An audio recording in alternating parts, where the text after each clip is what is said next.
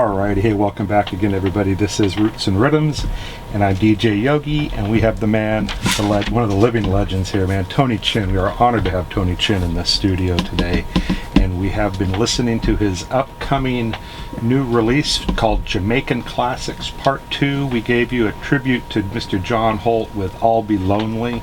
Yeah, man. Everybody's Ballin', and Tony's version there of Queen Majesty. What a wonderful selection of tunes, Tony. Yeah, and there's more. There's a few more coming up. Yeah, man, we got lots of good stuff in store for you still. So I know we were talking off the mic about these songs and a little bit about John Holt and how much he meant to you. Do you want to go back there? All right. Before I was playing in the band, General did have a group called the Paragons. Now, when Morris Gregory and we have a group together, those are the songs that we always try to practice and sing. The Paragons was a phenomenal group that we really admire and try to be like. The Paragons, the Melodians, the Gay Lads, all those groups, man.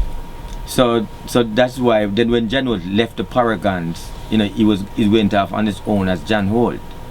And we did a record with him for a producer named Phil Pratt called My Heart Is Gone. That's the first song, and then the next one named Strange Things.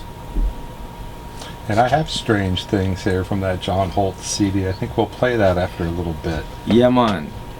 There, I'll get it queued up. I really am interested in what else you have to say about that Rocksteady era, because it was just, actually I didn't even really listen to too much Rocksteady until I met you, and you sort of tossed me a CD and you were like, check this out, big boy. Yeah, right? And listen, I was like, where has this been my whole life? Rocksteady to me is my favorite time period. I don't know if it's because I grew up in that period, but Rocksteady music was all those great artists, Eptones, Slim Smith, Cornell Campbell, Delroy Wilson. Oh man, that's Alton Ellis, Ken Booth. That's my favorite era because Rocksteady sing about love. And you could just sense the passion of the music too. Because the music and the bass line of those songs and the melodies just saying something. And even now of today, a lot of reggae people is doing the Rocksteady back in the reggae style, but they can't get away from that vibes of Rocksteady. You have Coxsone, Treasure Isle, you know what I mean? Those are two main producers of Rocksteady music, and to me that's my favorite era of music. You see, and Rocksteady is close to reggae because you have the ska and then you have the Rocksteady, because reggae is transcended from Rocksteady. You said, but Rocksteady is more of a laid-back, slow type of sway. You say, even I have a song that coming on the Jamaican Classic Part 2. I didn't bring it. Name that the Wheelers did with Bob Marley. Name Steady Rock Easy. Oh yeah. Rock steady easy, steady rock easy. When first I heard rock steady, you played that at Don's to the bone. I love that, man. Yeah. So Rocksteady was my favorite era of music. Right. Well, there's just so much going on, and it's just an honest sound of music. It's not overdubbed. It's not overhyped. No, man. It's all about pure goodness. Pure good music. Because you have one of my favorite singers of Rocksteady period was a group called The Unique, Slim Smith. Slim Smith, man. Oh my gosh. And I tell you history.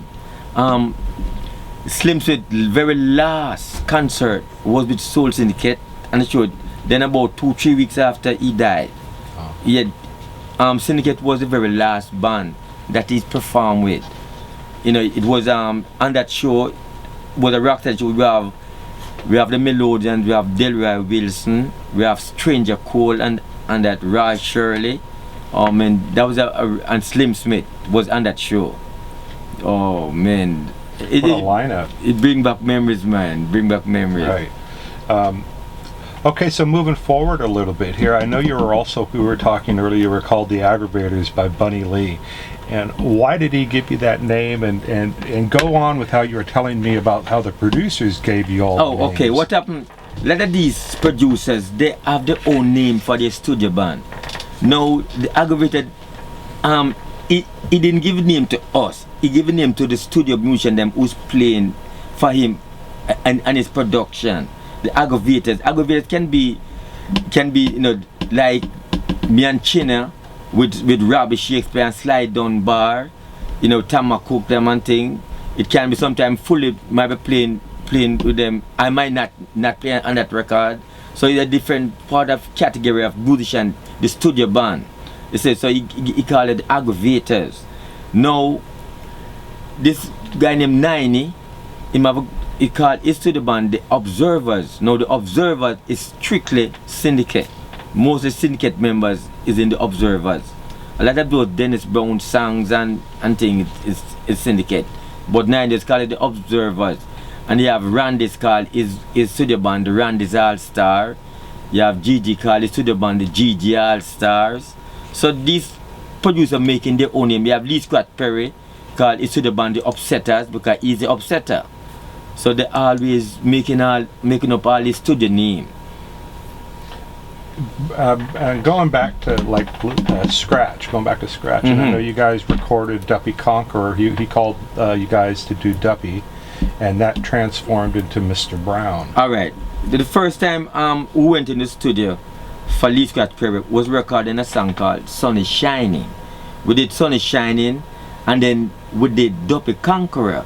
But it seemed for some reason, I don't know, he did not like, I don't know if he did, he didn't use the rhythm for Duppy Conqueror. He re-recorded over with Family Man, them record with Duppy Conqueror. But maybe a few months or a year after, he released the rhythm with a different lyrics on it called Mr. Brown. He said we released it, called it Mr. Brown, but that rhythm, Mr. Brown, that was the original Duppy Conqueror. So that's the history of that. But nobody know that. So that is something new, I'm telling you. Right, yeah. Okay, well, let's talk a little bit about Soul Syndicate and how Warren Smith. How did that all come about? I know he was the producers for Soul Syndicate releases such as Harvest Uptown, Famine Downtown, and Was, Is, and Always. Where did you record these tracks, and how did that all become? Okay, we recorded the first album, Harvest Uptown and Famine Downtown, was in Jamaica, and thing with Soul Syndicate. So Warren Smith, when we came on tour in 1975. With Big Youth, and we came back in 1976 as Soul Syndicate. Warren Smith came in and start to manage us, and he came to Jamaica and produced that album. Him and us, we produced that album together, Harvest Uptown and Family Downtown. Chino wrote a lot of the songs on that album and thing. So that's how Warren Smith really became our manager.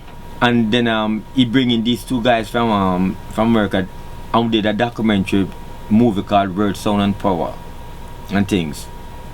But Warren was with us a long time from back in the days. How did you get introduced to Warren? I think it's a better name. I forgot his name. The guy who bring us for the first time. I think Warren Smith came to the concert and saw it, and he met us. He said, "Hey, I'd like to do something with you." Yeah, man. That's what they get into.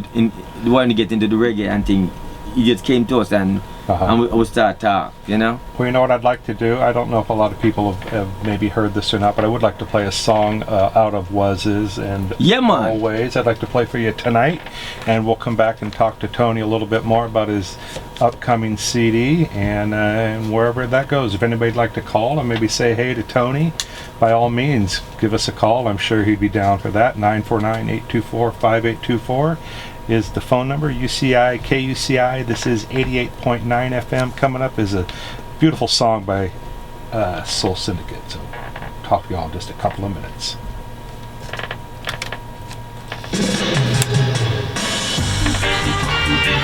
Yeah, man.